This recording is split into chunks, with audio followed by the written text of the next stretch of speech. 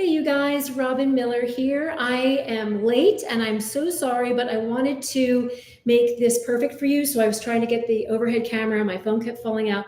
So long story short, we have an overhead camera so you guys can see me make my chocolate loaf cake, because I know in the past you guys love to follow along and you love to see what's happening on the counter, and overhead it's really helpful. So welcome to the Christmas in July with Craftsy. I'm so excited to kick off this week. There's so much fun stuff in store on Craftsy. We're starting with my chocolate loaf cake because it makes a great gift, easy to make. You can double and triple the recipe, keep them in your freezer, keep them in your fridge, and just hand them out all season long. And then there's really cool stuff coming up from table runners and placemats and these awesome knitted pillows that look like Christmas lights, really fun stuff on Craftsy. So I'm honored to be starting the week with food, with my chocolate loaf cake. So I'll dive right into it. I want to remind you that I love taking questions. I love hearing comments. I love hearing where you guys are from around the world. It's super fun. I can see the questions come along and I can answer them, and I can also comment and we can have like a chit chat because I love it. We're going to get in the Christmas spirit. I almost wore like a Christmassy shirt, but it was a little too hot on the East Coast today for that. But yeah, so real quick also, I have several classes on Craftsy. I just filmed a bunch this past late winter and spring, a bunch of new classes. So be on the lookout for those. They're coming up. I did a lot of little short 1-minute clips too, like a 1-minute recipe that you can put stuff together really easily, quickly with a very small amount of ingredients. So look for all my Robin Miller classes on Craftsy. I love being a part of this fun team. So we'll get started. If you can see already my little overhead camera is starting to try to get in the picture here. So there we go. So you have to just kind of bear with it, because I think it's more important that you see how to make this chocolate loaf cake than we care about some of the technical glitches that I was having earlier. So first thing I'm going to do is I am going to put dry ingredients in this bowl. The great thing about this chocolate loaf cake is you do not need a mixer. You don't need a food processor. You don't need a mixer. You just need a couple of bowls and a whisk. So we've got 1 cup of flour. This is a super fudgy cake. So if you think about it, 1 cup of flour seems like not a lot for a cake, and it's not, but that's because this is super fudgy. Then we're going to add a 1/2 cup of cocoa powder. Have a little prop here for you, because I am fine with any kind of cocoa powder that you like. It can be Dutch process, Hershey's. I also like this this brand. It's an unsweetened organic cocoa powder. So see if you can see that. We'll work it out. But yeah, so anything that works unsweetened, but the goal is that it's unsweetened. And if you like dark chocolate, that works as well. Then we've got 2 teaspoons of baking powder, going to help this rise, and 1/8 of a teaspoon of salt. When you're cooking with chocolate, you probably know this, you cook with chocolate, it's great to add a little bit of salt to enhance, to kind of complement and bring out the sweetness of the cocoa powder. So that's your dry ingredient mixture right there. And we're going to set this aside, and we'll do the wet ingredients. Okay, just going to make sure that there's no clumps. Everything's blended. Alrighty. Now in a separate bowl, we're just going to do a medium bowl here. We have 1 cup of granulated sugar.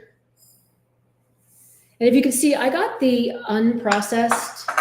So if you can see how the grains of this are not bleached white. So that's what I like. That's what I've been buying mostly lately. And then to that, we're going to add 2 eggs. And here is a very important tip about the eggs. You want to make sure that they are room temperature. Room temperature eggs incorporate better. You just want to separate them or put them in a little bowl first, just to make sure you don't get any shells in the batter. No questions for me so far? I'm here, ready to listen. Oops. So these are nice and room temperature. I pulled them out about an hour ago. Alrighty. And we'll give that a whisk. So it's one of those recipes where you have the dry ingredients in one bowl, wet ingredients in another. Who else out there is starting to think about Christmas in July? Anybody? Because I know some of these craft projects, some of them take, if you want to start in July, give yourself a nice, comfortable time to knit something or quilt something or sew something. It's really fun to start in July and get excited for the holidays. Okay. So we're going to get that fully incorporated, the egg and the sugar. Nothing really fancy. We're not going for a lot of air or anything, just getting it blended. Have you ever thought of using coffee? Oh, all right, cool. I do have a question. Yes, let me make sure I'm not missing any of these questions also. Make sure. Oh, there we go. Tina, hi, Robin. Hi, Tina. Yes, and you can absolutely put, I like the espresso powder. That would work great in here. You could do about a teaspoon. Don't even have to put hot water with it. You can do a teaspoon or a teaspoon and a half of espresso and make this a chocolate mocha loaf cake. So that's really yummy too.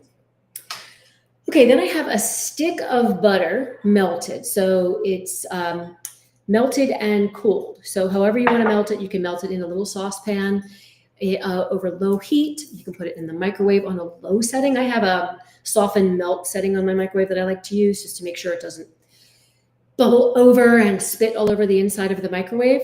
And then you want to let it cool because you don't want the butter to cook the eggs. So we'll add that. It's a whole stick. So you can see why this is super fudgy because you've got a whole stick of butter for only 1 cup of flour. I need more questions. This is a super easy recipe. Not going to take that long. You guys can tell me where you're from or if anybody's making Christmas plans already.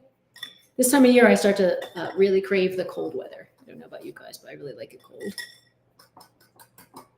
Okay, then we're going to add half of a cup of heavy cream, half a cup plus 1 tablespoon, which sounds weird, but I've tested this recipe and just that extra tablespoon of heavy cream really makes for a silky batter. So we'll put that heavy cream in there.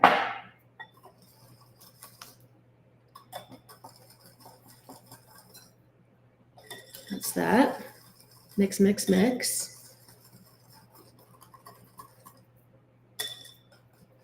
Then we're going to add 2 teaspoons of vanilla. I also kind of have this as like my little prop because I like this. I like pure vanilla extract. You can find them with bourbon. You can find vanilla extract, like all kinds of different vanilla extracts.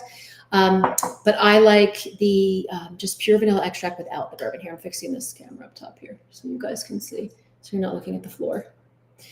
Okay. I think it was worth waiting till I kind of figured it out up there, but it's a work in progress still. All right, 2 teaspoons. Okay. Of good quality vanilla extract. And again, like, as Tina mentioned, you could add espresso and make this a mocha. You could also add the bourbon vanilla and make it like a mocha bourbon, like an Irish coffee. If any of you guys watched my Irish coffee brownie bites in March for St. Patrick's Day, that was kind of a similar theme. There was Irish coffee, there was some whiskey in there. Okay, now we are ready to combine. So we have the dry ingredients that we already have: the flour, the cocoa, the baking powder, and the salt. And then we have the liquid ingredients going in. Isn't this great that you don't need a mixer? I love it. I love it. Because when I made the first one for this today, popped it in the oven, I thought, oh my gosh, I have 2 bowls to clean. So you just want to mix this. You can use the whisk if you want, or you can just fold it together with a spatula. Anybody out there want to tell me where they're from? US, not US. I love hearing who's here.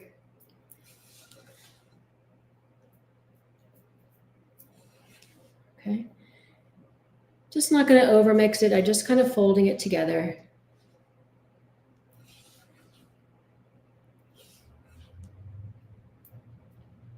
Beautiful. Hey, Andy. I love Christmas in July and all the recipes. Thank you so much, Andy. I love it. I love Christmas in July also. Of course, I love the blueberry festivals and the peach festivals and all that stuff too. But I'm a cold weather girl and I love planning, holiday things. I love these thoughtful craftsy gifts too that are homemade. And you have like a table runner that you've made, or placemats, or mitts, like knitted mitts, or a cap. It's like so thoughtful. And the recipient knows that you've been planning for weeks, months, to make something special. So that's why I just love homemade gifts. For me, it's usually food, but the craftsy crowd, there's all kinds of gifts that we do, and super fun gifts from the heart. Tina, looking good. Thanks, Tina. All right, so there's only one more ingredient in here, believe it or not, and it's kind of an important one. And if you've ever seen a cake recipe with boiling water and you wonder why, there's a reason for it. I have my hot water here, and we're just going to add a 1/4 cup. And the reason you add boiling water to cake batters with cocoa, it's just a 1/4 cup, is to bloom the cocoa. It brings out its flavor, and it really makes a huge difference. So let me get this up so you can see. So sorry, but bear with me there. Okay.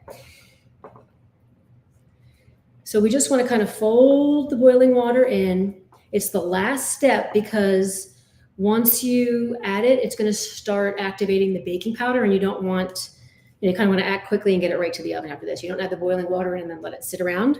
So that's why we add it. It's the last step once everything else is in there.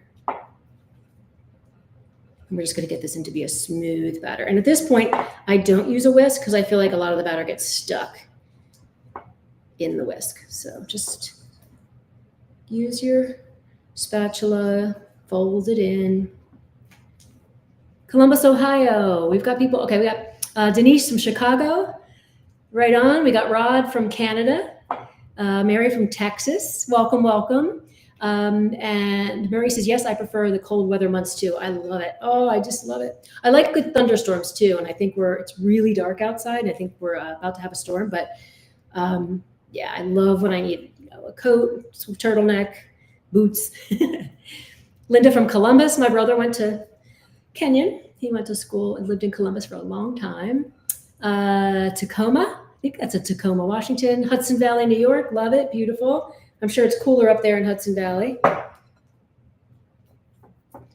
right. See how smooth this gets without a mixer? We've got butter, heavy cream, just all the fabulous things that make for a wonderful cake. And what I also love about this is because it's a loaf cake, it's easy to pack. So you just wrap it up in, I like press and seal, but plastic wrap and foil, put a bow on it, and it makes like a really nice, easy gift. And it freezes really well too. You can pull it from the freezer, take it right to a friend's house. It'll be perfect. Okay. I have a 9-inch loaf pan here, and I coated it with cooking spray, and then I just put a little piece of parchment paper in there. I like, you could do it without the parchment paper, but I like because you can just pull the loaf right out of the pan. It makes it so much easier. And then if you're not sure, some of my baking dishes are a little bit old and they stick in certain spots. So I just like to, and also I'm going to bring it as a gift. I like having the parchment paper. We've got Tillamook. We've got Tony from Tillamook. We've got Debbie from Las Vegas. Who did I miss? Did I miss anybody? I'm sorry if I missed you. No questions though for this. I mean, maybe it's just so easy. And I apologize again for the contraptions, but I think it's helpful for you to be able to see how to make this. Okay, so right into the loaf pan.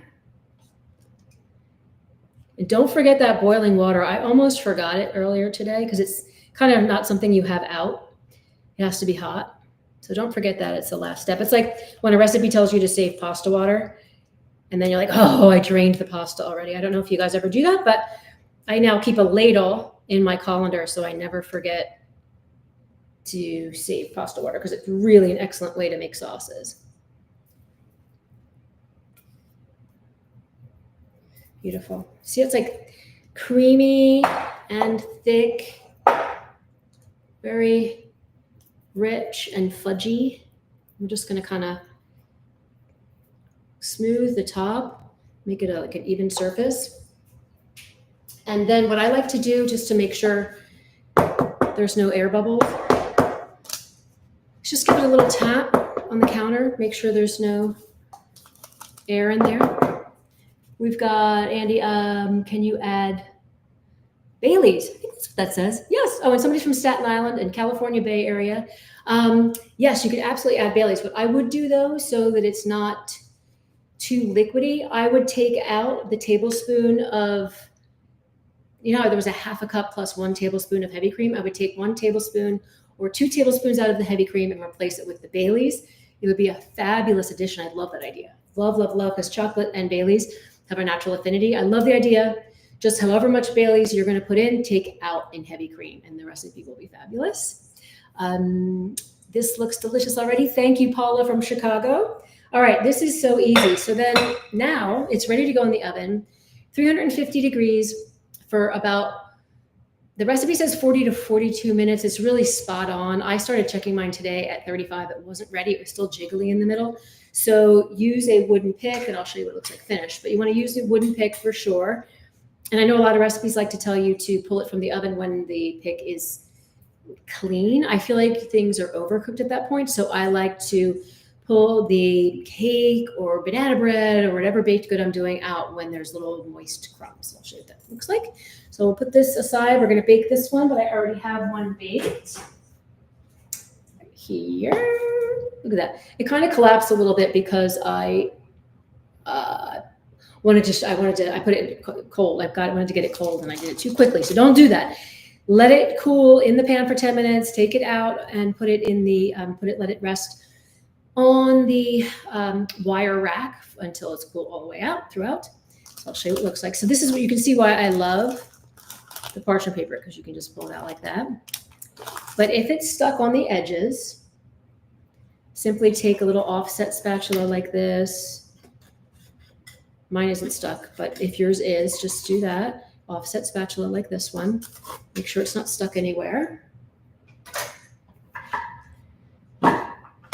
Now this is what I would do. So if I'm going to do this for like a Christmas gift, just like that, I would keep the parchment paper on it. And again, wrap it with press and seal or your favorite plastic wrap. I like press and seal because it definitely is, it definitely seals really well. And then put it in the freezer, put it in the fridge for 3 days, freezer for 3 months, and then put wrapping paper on it or put it in a little gift bag. And it's awesome. It's so great that way. I'll give it a little slice so you can see through. I'm going to get a sharp knife. We are going to get rid of this thing up here. My best laid plans. Okay, so let's just show you how fudgy and fabulous this is. I like using a sharp knife because I don't know if you ever cut into like a banana bread or anything and it just like smoosh. So use a sharp knife. And if you can see by the pictures of, like, to promote today's class, the first time I cooked this, it was like gooey ooey. And I'll show you what that looks like because this one is the same way.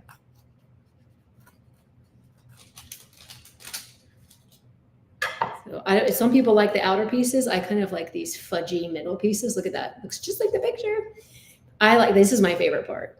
But some people, how some people like the ends of a cake versus the center. People want the outer pieces, the corner pieces. I saw something today on, I think it was Instagram, and it said which cake slice is the best, and it had all, like the corners, the sides, and I was like, So some people like a lot of icing, some people like less, so they take the middle. Anyway, so I'm like the middle fudgy slice of bread person, and some people are the outer slice people.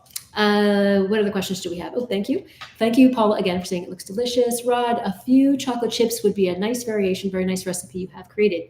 Thank you, Rod. And by the way, as I was stirring this up today, I thought, if somebody asks if they could add chocolate chips, I'm going to say a resounding yes. Mini chocolate chips or regular chocolate chips, you can fold a half a cup into the batter. But note that because we're adding boiling water, it can melt the chips. I mean, I've done it before. Some chips stay, some chips melt, but it just makes like chocolate swirls, so it's still really fabulous.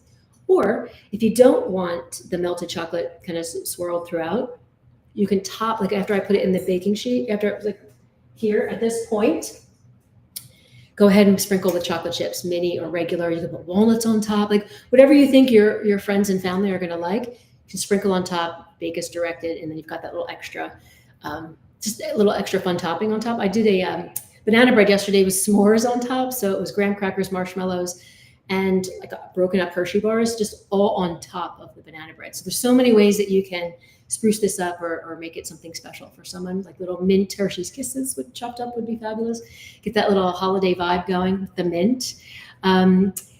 Let's see, a slice of whipped topping, Tina says. I think that's an excellent idea. And again, as I was making it today, pulling it out of the oven, I was like, oh, vanilla ice cream would be so good. So whipped topping, some fresh strawberries, right? When I do gifts for the holidays, I like to do, so if I'm trying to like get a bigger gift, like, so for example, this loaf cake, I may get the baking dish, like a new baking pan for my friend, and then have the bread and the pan. But also I've done like side ingredients. So for this, maybe whipped cream and strawberries or ice cream, something to make it a complete like treat or dessert, or however they're going to serve it. A cream cheese drizzle on top would be delish too. Paula, that's so true. Cream cheese drizzle. People love cream cheese like on carrot cakes and stuff like it's super sweet because that tang from the cream cheese is a perfect complement to the like super sweetness of the cocoa and the butter and the heavy cream that we have going on here. So Paul, this is how I would do it, like for a cream cheese drizzle. Cream cheese, a little bit of, you could even thin it with a little bit of milk, a little bit of vanilla. Some people do a little bit of confectioner sugar, but I don't think you need it. I think you could just do cream cheese, softened, thinned with a little milk or heavy cream, and some little bit of vanilla. Drizzle that over this would be a great partner. Great partner. Denise, how long should we bake and the temperature? So it bakes at 350 degrees for about 40 to 42 minutes. So I always like to, because I never know what people's ovens are like, I always like to say check at the earliest cooking time, even 38 minutes. I mean, I checked mine at 35 minutes because I wasn't sure. I had the oven preheated for a really long time, prepping and everything. So check 40 to 42 says the recipe. Wouldn't hurt to check it at 38. And again, you want to, where's my wooden pick? Pull it out when a wooden pick. Let's see if I can still do it even though this has cooled. See this? This is perfect. I don't know if you can see the little moist bit. See how it's not clean? Let me get it in front of. It's not a clean pick, but it's got these beautiful moist bits of cake. And that's what we're going for. Clean, often overdone. So the goal is to kind of have a super moist, fudgy middle without overcooking it. We have another question. Katie, if making muffins, oh, that's a great idea, muffins. You can do regular muffins. You can do mini muffins. Hang on. I know you can see this contraption.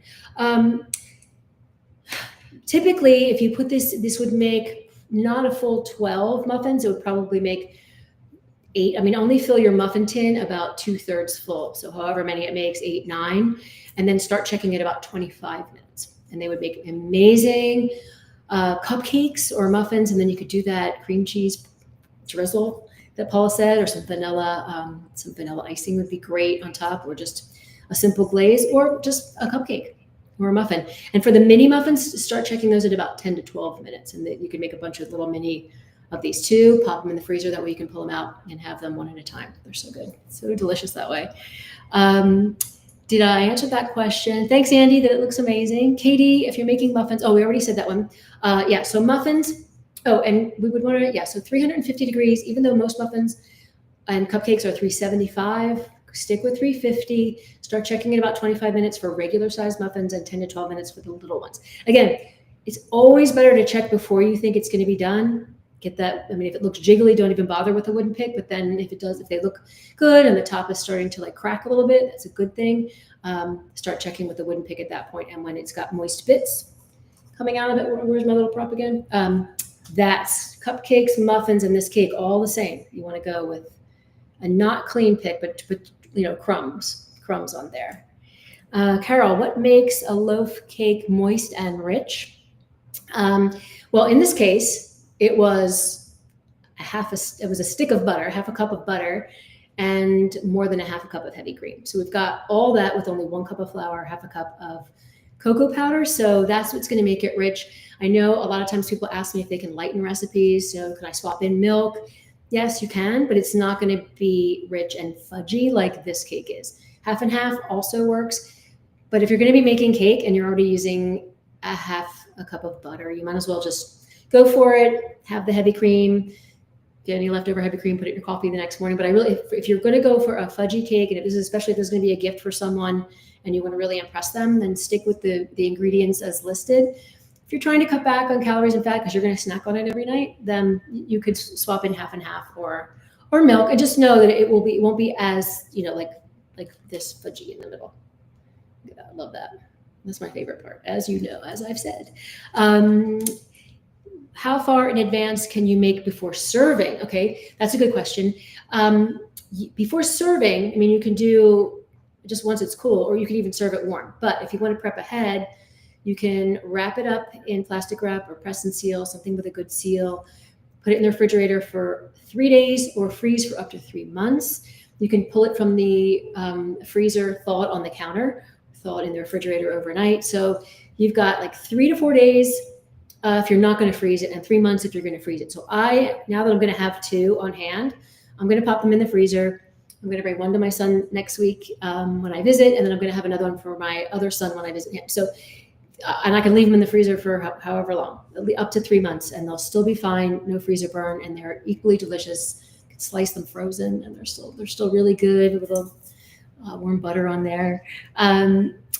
Gina, how do you store cookies or cakes last until Christmas? Okay, what do your holidays usually look like? Oh, that's so cute. And do they involve a lot of cooking and baking?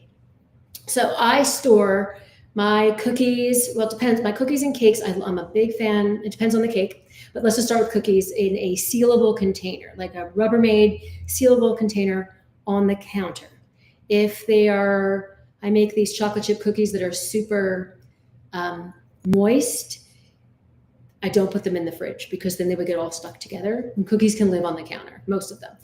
Cakes with icing, frosting, again, you put them in a cake container, pop them in the fridge. Just know that after 5 days of the cake, it's going to be a little different. The frosting is going to be a little hard. The cake's going to be a little dry. What I like to do sounds really weird, but if I've had a cake in the fridge for 2 to 3 days, I want to get 2 to 3 more days out of it. I just splash the inside of the lid with my hands with water and get some moisture back in the container and pop it back in the fridge. And when in doubt, if you think it's gonna be more than 3 to 4 days, pop everything in the freezer, because cookies and cakes and quick breads, they freeze really well without compromising any of their quality, which is so great for the holidays, especially if you're going to be getting lots of cookies or making lots of cookies. And to answer your question, what my holidays usually look like, what I always hope that they look like, is my kids come home from college. One just graduated, but they come home. We have little rituals that we do before Christmas Eve. We always try to keep busy, take lots of walks. We take trips. But I don't even care if I just have my boys home with me for any amount of time. That's the biggest Christmas present for me. That's everybody who knows me knows that. That's the biggest gift, is that they're just here. So that's that. And yes, my holidays involve a lot of cooking. I do, like, every Thanksgiving, massive amount of food, but I do the same thing every year. It's like on repeat. Everybody expects it. I do one new thing a year, but then everything else is the same. Everyone kind of loves that. It's like a comfort thing when you have similar things. And then for Christmas, I don't want to dig into my day once the gifts have opened and we want to do stuff and play. I typically prep a lot of food in advance. So I'll have the breakfast enchiladas ready 2 days before. I'll have any sauces or anything that I'm going to do for Christmas dinner is going to be prepped in the fridge and ready to go. And if any of you guys have watched my Quick Fix Meal show, you know that I'm a big prep ahead person. That's why it was called Quick Fix Meals. So if I can chop, slice, dice, make a sauce, make a marinate a steak or a chicken, that's going to be done the 23rd of December, so that I can enjoy the 24th, 25th and beyond without, I love cooking, but I also like spending time with my family and friends. So I don't want to be stuck in there, because I don't, it's not like I have a big party when everybody comes over and I get a lot of help. So I like to kind of have it all ready to go so we can just sit down, enjoy it, play games. Can you replace regular flour with gluten-free flour? Absolutely. Gluten-free flour is an excellent option. I'm really a big fan of all of them, all the baking blends. I know Bob's Red Mill, Arrowhead, they all have really great gluten-free alternatives that are 1-to-1 ratio. And I've been using them a lot. I've been doing a lot of gluten-free baking, a lot of gluten-free cooking, and can't tell the difference. Can't tell the difference. They've come a long way. They're really delicious. So absolutely, if you're looking for gluten-free, you can do that here. Dairy-free would be a little trickier, but so I wouldn't try that with this, with all the butter and the cream, but you absolutely could do gluten-free for sure. Paula says holiday calories don't count. That's very true. And also, really, usually you're running around a lot holidays. At least you try to, taking, walks and running here and running there. So I agree. Everything in moderation, but I always think people are going to you don't want to offend them if you're at their home. You want to try everything. So at least trying a little bit of everything is also something that I try to do over the holidays. Thank you. So we got looks yummy. Mini donuts. I don't know if that was a question. But I love making donuts, baking donuts. So absolutely, you could take this batter, and if you have a donut pan, like usually I think it's 8, 2, 4, 6. No, mine's maybe 6. So you could make 12 donuts with this. Just like with filling the muffin pan, you don't fill it more than 2/3 full when you're doing donuts, but you spray the donut pan with cooking spray, put this batter in. I like to put the batter in a gallon size freezer bag, cut the end, and then you can pipe it into the donut circles so it doesn't get all over the place. And for that, I would bake about 8 to 10 minutes. But again, check early, check at 8. But these would make great donuts, and then you could just dunk them in a simple milk and powdered sugar glaze. I have a lot of donuts on my website. In fact, I almost posted one today. I have lemon blueberry donuts with a lemon glaze. I was like, oh, it's like lemon blueberry season. So, but yeah, love making donuts with things like this, baked, not fried. Less messy, easy. Thank you. It looks lovely from, I think it's Marianne. Tillamook, we got that one. We got that one. Let's see, do we have any more questions here? I want to make sure I didn't miss any. If I missed it, ask it again, because I'm hoping I didn't miss anything. And for those of you that were waiting for me to start, again, so as you can see that my camera keeps drooping down in. I didn't want that to happen, but at least you got to see how to make it, and it may have stopped it drooping at least for 2 minutes. We'll see. But I appreciate you waiting. If you waited, the folks at Craftsy know I'm such a perfectionist. It was driving me crazy. I was like, what time is it? I want to start at 3 o'clock. I appreciate if you did wait that you're here now, because it means a lot to me. Could you add cinnamon?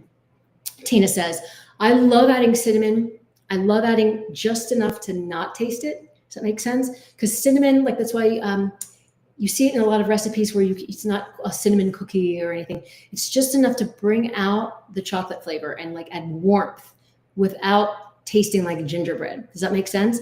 So, that's why sometimes you see cinnamon in chilies that have cocoa powder in them. Just a little pinch adds warmth and depth. And for the holidays, that would be an even more spectacular idea. If you're going to do it, add it to the dry ingredients, the cocoa, the flour, the baking powder, and the salt, and add about a half a teaspoon. Wouldn't add any more. That's going to be plenty to just add the little nuance without overpowering the rest of the ingredients, making it too cinnamony. I hope that answered that question. More questions? Anybody want to tell me what they're baking, what they're doing for the holidays? I think the gifts of food are so fun. But again, I even made a list of the stuff that I want to try to do for Craftsy. So there's the elf hats. That's on my list. The little mitts, the stockings, homemade stock. How sweet is that? I'm definitely going to try that. The placemats I talked about, the table toppers and runners. It's all stuff this week on Craftsy for Christmas in July. And I already mentioned those. I wanted to make those. I'm not really a big knitter, but that's why you go to Craftsy, so you can kind of learn and get better. These Christmas light pillows that are so adorable, just instantly add cheer to any room.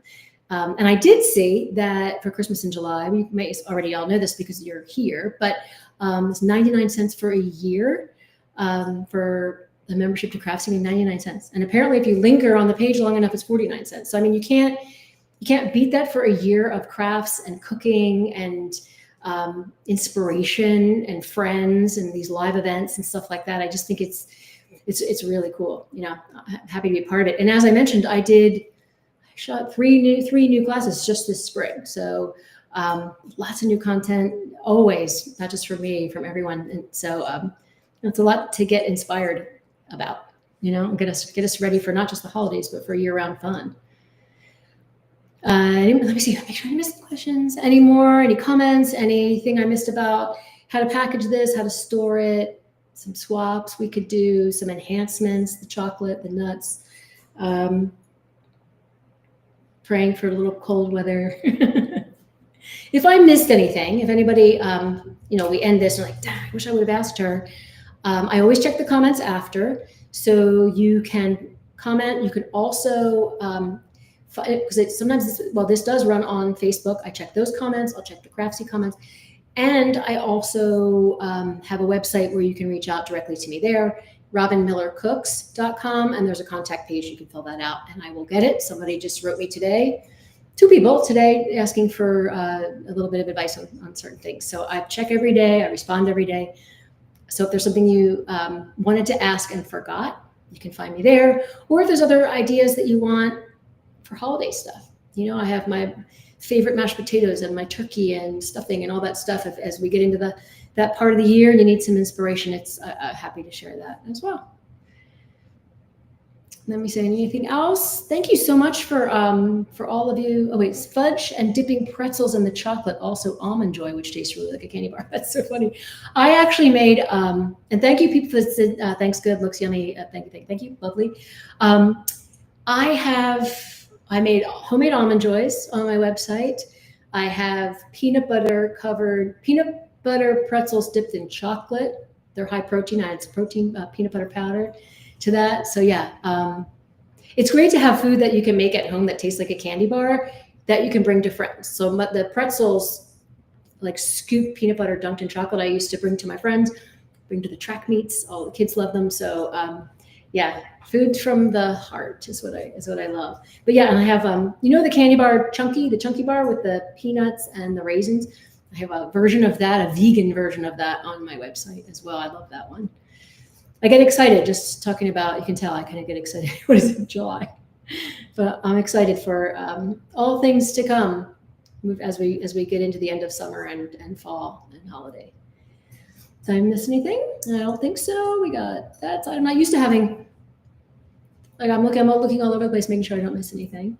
Again, you know where to find me, robinmillercooks.com, all my shows on Craftsy. Also on Robin Miller Cooks, all my links to social media where I post every day. That's all there. And if there's nothing else, I loved having you here. Again, thanks for your patience. I know I started a little late. I just wanted to get it set up so that you could see how to make this with ease. I know it's important to be able to see like in the bowl. So thanks for your patience. Thanks for joining me again. Look for me afterwards if you have any questions or comments. Thank you so much, and Merry Christmas in July. Thanks so much, you guys.